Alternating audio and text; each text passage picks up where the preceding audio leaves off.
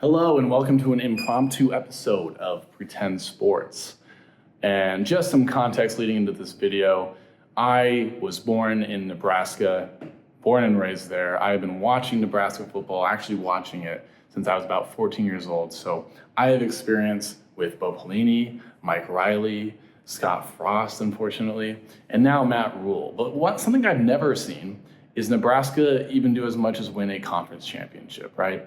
I am used to Nebraska fielding maybe okay, but mostly inept football teams to varying degrees. And lately, it's been extremely inept. In the past with Bo Pelini, they were good enough to beat bad teams, but they were never good enough to actually beat the teams on the schedule that you circle, right? Every single year in the Big Ten, we would get demolished by Wisconsin, Ohio State. Sometimes we would beat Michigan and Penn State, but that was before they were the teams they are now. Nowadays, we would never in a million years beat those teams, right? And I'm actually traveling right now, but I was so excited by what I saw on Saturday that I was like, fuck it, I'm gonna record something just so that I have it on record about what I knew was gonna happen this Saturday night. And if you don't know what's happening this coming Saturday night, it's a week 2 matchup between Colorado and Nebraska at night in Lincoln, Nebraska. And just to get this out of the way, it is not going to be a particularly close game. Okay? Do not turn on that game expecting a barn burner of a game, a shootout with Shooter Sanders and Dylan Raiola. Do not expect that. What you should expect is a multiple score easy win by Nebraska at home. And in hindsight, we'll look back on this game as such an irrelevant piece of the season because Colorado will once again go 4-8, 5-7. They will be a middling to bad team in the third best conference in the country. And in Nebraska, well, they'll be doing other things, okay? So I guess I say that because I don't want it to seem like I have a big head, right? I'm not saying Nebraska is going to blow the doors off Colorado because I think Nebraska, after one game against UTEP, is this fucking juggernaut of a team, right? I'm basing this prediction on what I saw in the Colorado game on Thursday night and what I saw in the Nebraska game on Saturday night. Like I said, I've been watching Nebraska for 15 years as an adult. And what I saw in the field on Saturday to start the season, especially after the last 7 football seasons we've had, I have never seen something like that gave me so much inspiration and gave me so much proof that things have actually changed. Now, compare that to what I saw when Colorado played North Dakota State on Thursday night. What I saw from that game is that absolutely nothing has changed on the Colorado side, which is good news for Nebraska because, like I said, they went 4-8 last year, okay? They lost to Stanford. I don't know if you know the state of the Stanford football program as of late, but it's not very good. They went to overtime with Colorado State, okay? And then I saw them play week 1 this year. And as far as my eyes could tell, the team is still about 3 or 4 players. It is designed to highlight those players and everything else, who gives a fuck, right? That is how Deion Sanders built the team. And it seems that's the way things are going to change. This is my prediction for Colorado, right? I think once Shedeur Sanders and Travis Hunter both go to the NFL this year, I think he might just up and leave.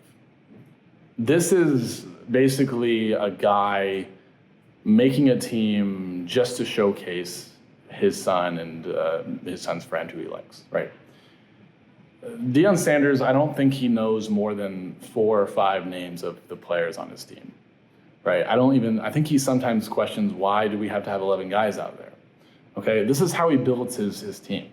It is a glass cannon. There is no strong foundation. There is no strong team culture. It is We have two incredibly gifted athletes, okay? And taking nothing away from Shedeur Sanders and Travis Hunter. I would kill to have those guys on Nebraska, right? Maybe with a little bit less douchiness, but like, they're very, very good at football, okay? You cannot take that away from them. But compare what they have at Colorado, right? Which so far we've seen this season is exactly the same as they had last year, and compare that to what Matt Rule is building at Nebraska. Compare it to his track record, where he went through similar rebuilds at Temple and Baylor. Look at Nebraska's season last year. It wasn't great, but it was ahead of schedule compared to year one of Baylor and Temple. And so you could say, okay, maybe he's a year ahead of schedule. Well, if he's a year ahead of schedule, then Nebraska is in year 3 of a Matt Rule rebuild. And if you know what a year 3 of Matt Rule rebuild looks like, then you know there's reason to have optimism. Now, I know a lot of people are down on Matt Rule lately, right? Because especially in sports, it's all about what have you done for me lately? And what Matt Rule has done lately is he completely fizzled out, completely failed at being an NFL head coach, right? And I would agree, he is a horrible, horrible NFL head coach. But I don't care, because him being a good NFL head coach would not help the Nebraska college football team win games. You know what helps the Nebraska college football team win games? Is Matt Rule being a good college football coach, and that he is, because he knows how to be a leader of men. Okay, and I can go into like what that means and all that shit, but I'm not going to. I think you understand what I mean, and you compare that to what's going on in Colorado, and you can see why there is so much excitement and hype around this game in Lincoln this coming Saturday night when Colorado visits Nebraska. And it's because of the storylines, right? It's why people love sports, because sports reflect lessons and storylines from just regular everyday life, right? And you're able to see it played out on, some sort of competitive field, and it's just great, right? So you take Nebraska versus Colorado, and it is traditional fundamentals, discipline versus flashiness, showiness, talking.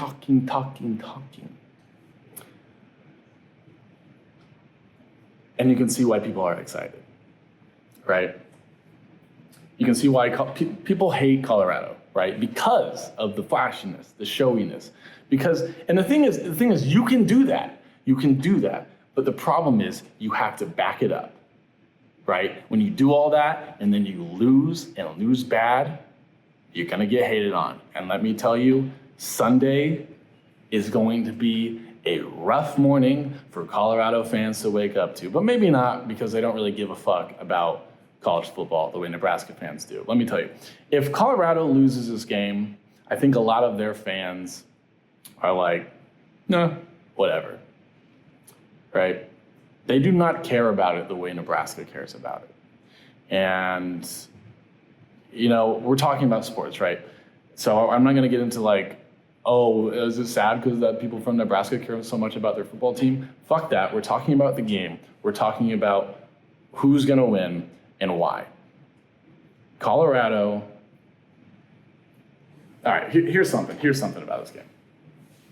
And really about the teams in general. When you see Deion Sanders walk, up to the stadium as he's about to coach, Colorado in their game against NDSU, what does his sweatshirt say?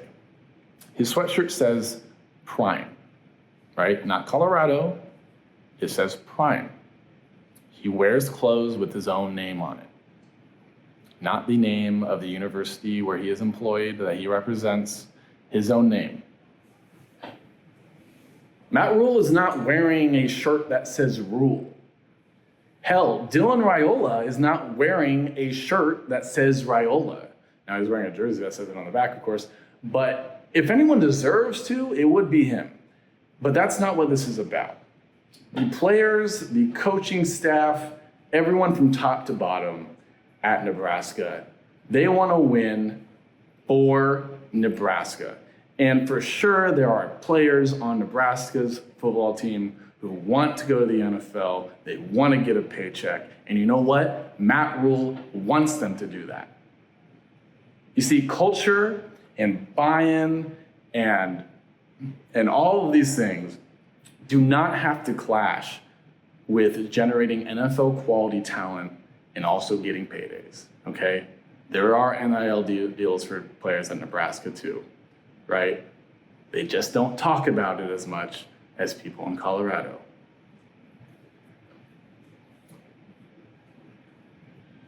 Dylan Raiola is not just some random 5-star quarterback who randomly decided to go to Nebraska, right?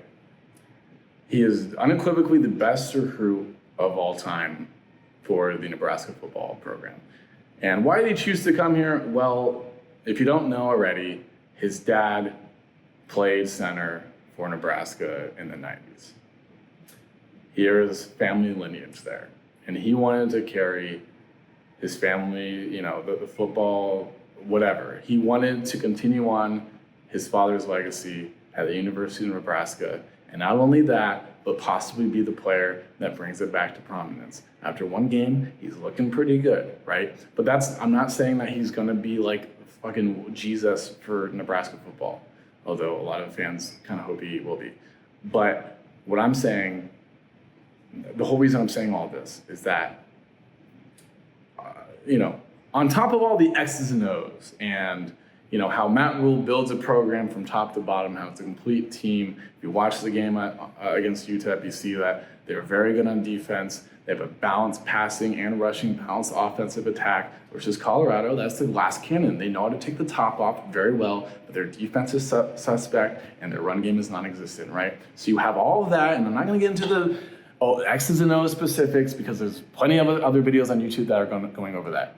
Right. All you have to know is that the reason for those X and O's differences between Nebraska and Colorado are the culture. It's how the team's built. It's how basically Matt Rule and Deion Sanders approach life differently. But then on top of that, the key players at each school, the quarterback, they have different motivation for winning this game.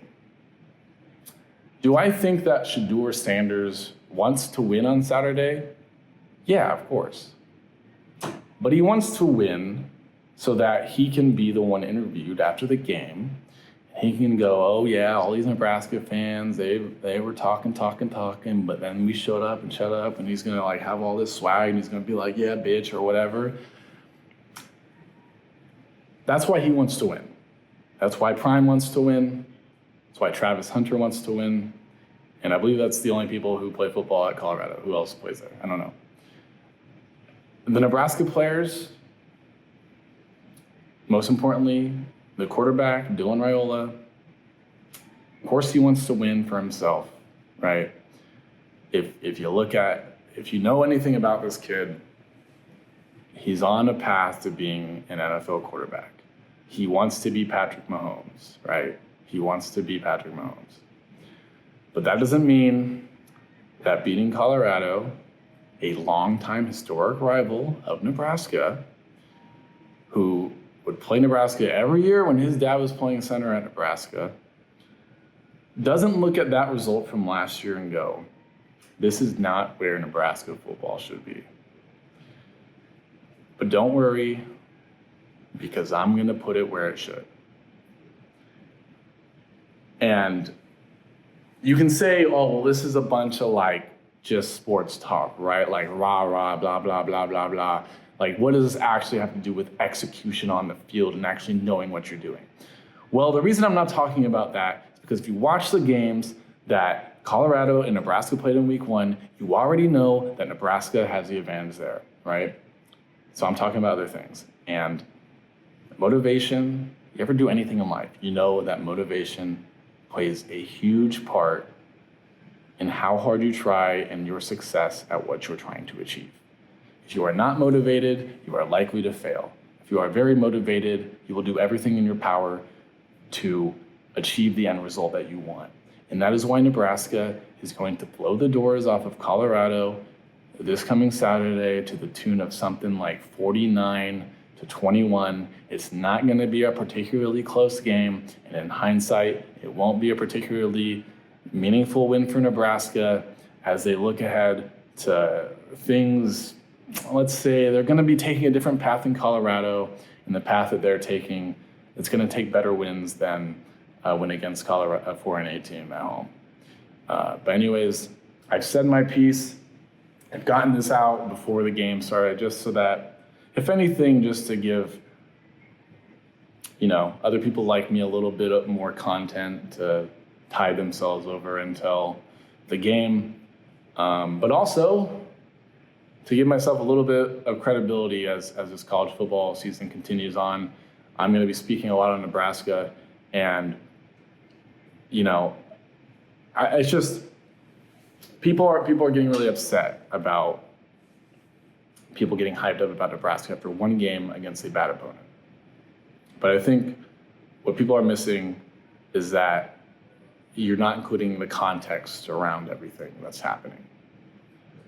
And if you have the context, which I don't expect other people to have, why would you pay as close attention to Nebraska football as I have over the last 14 years if you're not a Nebraska fan? You wouldn't, because they have been historically bad as a team, especially for the last 7 years, and really don't deserve a lot of attention.